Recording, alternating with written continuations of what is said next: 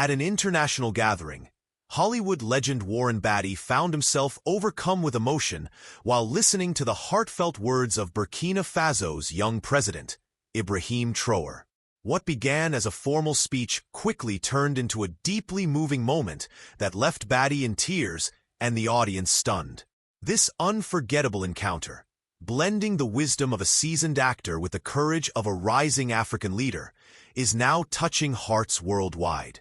The Grand Hall in Geneva buzzed with voices from every corner of the world. Flags from dozens of nations hung overhead, glittering under bright lights. Leaders, activists, and celebrities had gathered for what was supposed to be another ordinary international summit. But there was a strange tension in the air.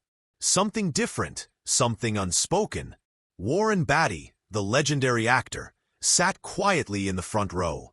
At 87, he had attended countless events in his life, but his eyes now carried a heaviness as though he was searching for something beyond speeches and applause. He adjusted his glasses, looking toward the stage where a young African leader was being introduced. Ibrahim Traoré, president of the transition of Burkina Faso, the announcer declared. Applause rippled through the hall. Some clapped politely. Others leaned in with curiosity. Few truly knew what to expect from a leader so young. Beatty crossed his arms, leaning forward. Something about this moment unsettled him. He couldn't explain why, but his chest tightened. This wasn't going to be a routine speech. The room grew silent as Ibrahim stepped up to the podium. He placed his hands firmly on the sides, took a deep breath, and began. I stand before you not just as the president of a nation, but as the son of a continent that has carried centuries of pain, hope, and resilience. Ibrahim's voice was steady, clear, and filled with weight far beyond his ears. He didn't read from a paper. He spoke from the heart. Every word seemed to come from a place of truth, and the audience could feel it. Warren Beatty's eyes narrowed. He had listened to hundreds of world leaders before, many polished, many rehearsed. But this was different. There was no mask in Traoré's tone. His words were raw, almost trembling with honesty. The young president spoke of farmers struggling under the sun, of children carrying dreams bigger than their hands could hold, of women who worked silently to keep entire villages alive. Dignity is not a gift, Ibrahim said, pausing for a moment. It is the right of every people, no matter how small their nation may appear to the world. The hall was utterly silent now. Beatty felt his throat tighten. He wasn't ready for what was happening inside him. It was just the beginning. As Ibrahim continued, the air seemed to thicken with emotion. He painted pictures with his words, stories of young boys carrying books to schools without roofs, of mothers waiting in long lines for water, of elders who still believed in tomorrow even when today was unbearable. Warren Beatty felt something stirring deep within him. He had spent his life in Hollywood, surrounded by cameras, scripts, and applause. Yet in this moment, none of it mattered. What mattered was the truth echoing from the young man on stage. He remembered the marches of the 1960s when he himself had once stood for justice, shouting for freedom and equality. The memory hit him hard, like a wave. He hadn't expected. A tear formed in the corner of his eye. He quickly brushed it away, embarrassed, but then another came. His breathing grew unsteady around him. Others shifted in their seats, visibly moved. But for Beatty, this wasn't just another speech. It was a mirror, a reminder of what it meant to fight for dignity, for humanity. He leaned forward, eyes locked on Ibrahim. His heart whispered, "Don't look away. Listen." The shift had begun. The hall was still, every eye fixed on the young leader at the podium. Ibrahim's words flowed like water over stone, gentle, but strong enough to shape hearts. Then he spoke of his own childhood. I was born in a small town where nights were dark, not because the stars were gone, but because there was no electricity. We studied by candlelight, prayed that storms wouldn't wash away our homes, and dreamed of a future bigger than hunger. A hush spread across the crowd. Beatty's jaw tightened. His own childhood had been filled with lights, films, and comfort. The contrast struck him like a knife. A woman in the second row sniffled. A man behind Beatty shifted uncomfortably, hiding damp eyes. Beatty blinked hard. He tried to resist, but a faint tremor ran through his hands. Something inside him was breaking, not in weakness, but in recognition. For the first time in years, he felt small. Ibrahim's gaze swept across the room. His voice softened almost as though he was speaking to one person at a time. Many people look at Africa and see only struggle. But behind every struggle there is strength. Behind every hardship there is a story the world must hear. Beatty inhaled sharply. He wasn't just hearing a young president's testimony. He was seeing a mirror of his own unspoken regrets. He thought of the roles he had played, the scripts he had read, the causes he had once championed, and the years he had grown quiet, thinking his voice no longer mattered. The young man's courage cut through the decades of Beatty's silence. It was as if Ibrahim's words were digging into old wounds he had buried deep. Beatty pressed a hand to his chest. His heart raced, not from age, but from awakening. This wasn't simply a speech. It was a call. Ibrahim paused. For a brief second, he looked directly at Warren Beatty. Their eyes met across the room. Time seemed to freeze. Beatty felt as though the young leader could see straight into him, past the Hollywood glamour, past the awards and fame, into the man who once believed in changing the world through art. The connection was electric. Ibrahim's voice grew firm again. The world does not need more applause. The world needs more courage. We must stand for those who cannot stand for themselves. Beatty's lips parted slightly. His vision blurred. He wasn't just listening anymore. He was surrendering. A single tear rolled down his cheek. He didn't wipe it away this time. The weight of the moment was too sacred. Around them, the audience stirred. Some whispered, others shifted. But Beatty stayed locked on Ibrahim, knowing something inside him had shifted forever. The microphone captured every syllable from Ibrahim. But in the audience, another sound rose quietly, Warren Beatty's uneven breathing. He shifted forward in his seat, his hand clutching the edge of the chair as though grounding himself. The people around him noticed. A woman beside him turned slightly, recognizing the emotion on his face. Beatty's lips trembled as though he wanted to speak, but couldn't find the strength. The actor, who had delivered lines for decades on the grandest stages, now struggled to hold back tears in a silent hall. "I am not asking for sympathy," Ibrahim declared. "I am asking for recognition of our shared humanity." Beatty's throat tightened. Those words pierced him deeper than any film role ever had. A faint broken whisper slipped from his mouth, unheard by most. Yes, humanity. His defenses were falling apart. The hall began to change. It was no longer just a speech being given. It was as if a wave had spread across the crowd. People leaned closer, some pressing tissues to their eyes, others gripping their hands together in quiet reflection. Warren Beatty wiped his cheek, but the tears returned. His grief was not only for the stories Ibrahim told, it was also for the years he had lived, chasing applause while forgetting the raw cries of the world. A cameraman zoomed in subtly, sensing something powerful. The lens caught Beatty's glistening eyes, his vulnerability on full display. Social media feeds would soon erupt, but for now, the moment was sacred. Ibrahim pressed on. "What we do today will echo in the lives of children not yet born. Let us not fail them." The crowd erupted with soft gasps. Beatty pressed both hands to his face, his shoulders shaking. He was no longer hiding. Ibrahim slowed his words, choosing them with care. Even the most powerful have moments of weakness. But courage is not about never breaking. It is about standing after the break. Beatty lowered his hands, his face wet with tears. The statement felt directed at him, though Ibrahim had not called his name. Their invisible thread grew tighter, pulling him into the heart of the message. In the front row, whispers began. Reporters scribbled furiously, but Beatty did not care how it looked. He felt stripped of pride, standing naked in truth, though seated among hundreds. For years, people had looked at him as a Hollywood legend. Tonight, he was just a man remembering what it meant to care. When Ibrahim's gaze swept his way again, Beatty nodded slightly, a silent gesture of respect, surrender, and gratitude. And Ibrahim nodded back without missing a word.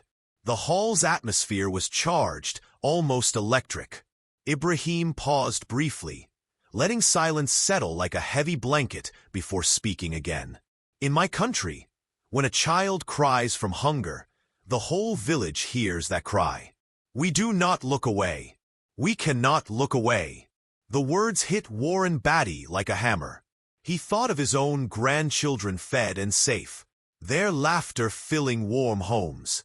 The image clashed painfully with Ibrahim's truth. Children with empty stomachs, mothers with nothing to give. Beatty's lips trembled, his shoulders slumped, and he exhaled a shaky breath that carried years of unspoken guilt. A sound escaped his throat, soft but raw, startling those closest to him. He wasn't just crying now. He was breaking.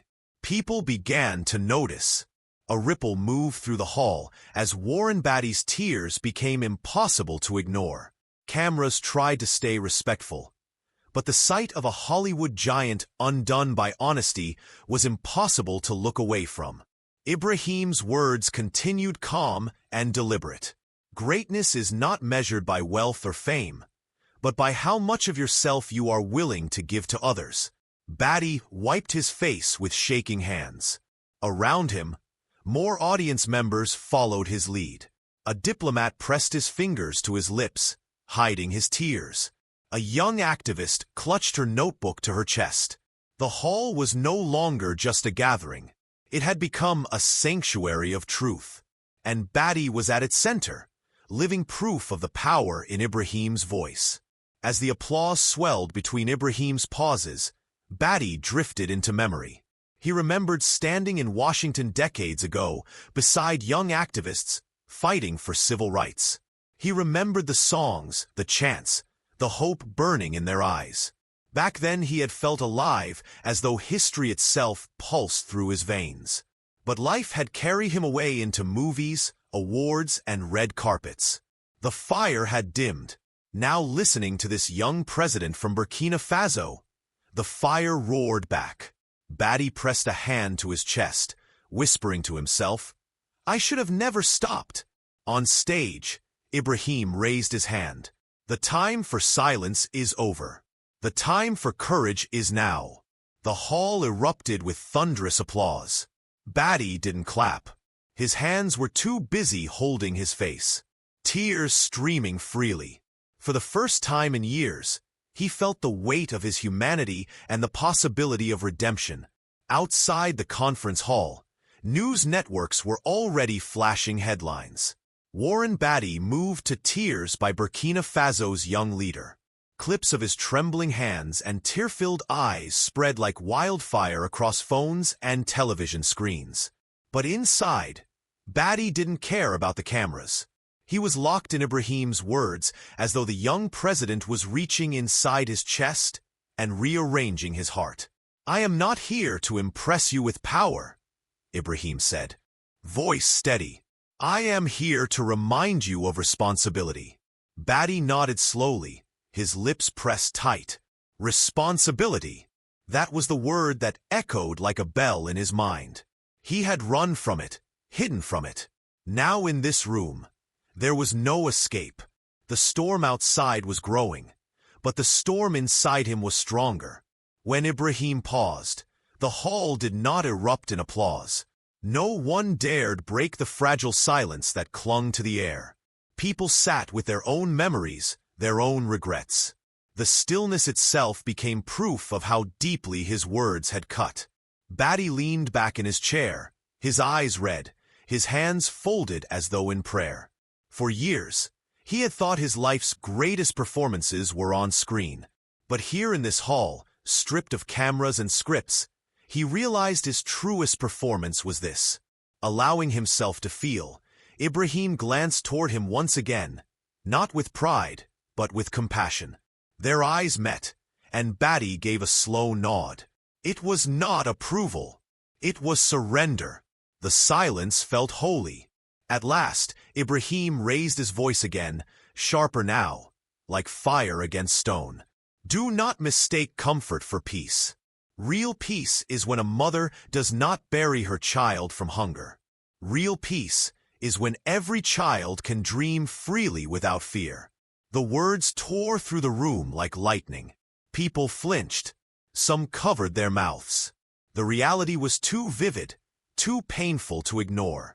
Beatty shut his eyes tightly, gripping the armrest. He remembered faces, hungry children he had seen in distant travels, pictures he had scrolled past in magazines. He had looked away then. Now he couldn't. Tears streamed harder, not just for them, but for himself. For the years, he hadn't done enough. The hall was trembling with emotion. Ibrahim stood tall, unshaken, his words branding themselves into every heart present. Beatty whispered again, almost to himself. This is truth. The room felt like it was breathing with one heart. Ibrahim's words had stripped away the polished faces of diplomats and stars, leaving only human beings raw and shaken. Warren Beatty could no longer contain himself. A sob escaped louder this time, and his body trembled. The hall turned toward him, not in judgment, but in awe. Here was a man who had lived nearly 9 decades, undone by the truth of a leader less than half his age. Ibrahim paused, his eyes resting on Beatty. For a moment, the young president said nothing. His silence was more powerful than thunder. Then softly, when truth breaks us, it is only so we can rebuild stronger. Beatty covered his face with his hands, tears flowing like a river. Around him, people began crying openly too. The gathering had become a cathedral of grief, hope, and rebirth. When Ibrahim finally stepped back from the podium, there was no immediate applause. The silence lingered, almost unbearable. Then slowly, people began to rise. One by one, the entire hall stood. The ovation was not explosive. It was reverent, a recognition that they had witnessed something unforgettable. Cameras captured every second. But even without them, the memory was etched into every soul. Beatty rose too, though his legs wavered. His hands shook as he clapped, tears still streaming. He turned slightly to those behind him and whispered, "This young man, he carries the world." Beside him, strangers reached out, touching his shoulder in solidarity. There were no borders, no titles, no ranks, just people united in shared humanity. In that standing ovation, Ibrahim Traoré was no longer just the president of a nation. He was the voice of a generation. The gathering ended, but its echo did not. Within hours, the image of Warren Beatty in tears spread across the world. News anchors spoke of it. Families shared the clip at dinner tables. Children asked their parents who the young African leader was. In hotel lobbies and airports, people replayed Ibrahim's words. And everywhere, the same question arose. What am I doing to make the world better? Beatty sat quietly in his room that night, still shaken, but strangely renewed. He whispered into the silence, "This week changed me. He changed me." For Ibrahim, it was never about fame. It was about dignity, and that dignity had touched even the most unexpected hearts. The world would remember this week not for politics, but for humanity. Dear viewers, if this story touched you, if it made you cry, think, or hope, don't just keep it to yourself. Hit subscribe to join this journey. Like this video so the message spreads, and most importantly, drop a comment below. Tell us how it moved you. Your voice matters. Let's fill the world with stories of courage, dignity, and truth.